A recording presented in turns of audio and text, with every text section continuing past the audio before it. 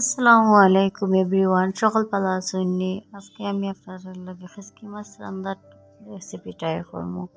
খেসকি মাছ কিটা চিনি আমরা এলাকাত এটা খেসকি মাছ হয়, খার এলাকাত কিতা হয় কইবা।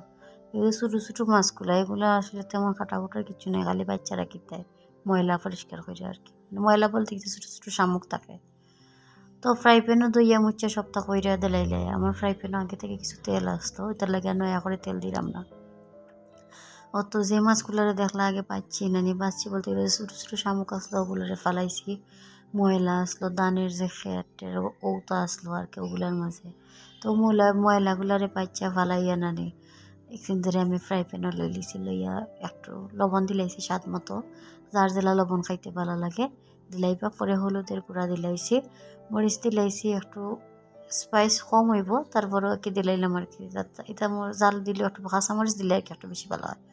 তো কাঁচামরিচটা দেখবা একটু বেশিও দিছি, তো দিলাইছে কাঁচামরিচ দেওয়ার পরে রানে একদিন তেরে বালা করে পেঁয়াজ দিলাইমু এক চামচ বা তার চেয়ে একটু বেশি দিব। তো রসুন দিলাইছি সামান্য, বেশি দিছি না। রসুন রসুন বেশি দিলে আবার একটা স্মেল করে, আমার তো ভাল লাগে না।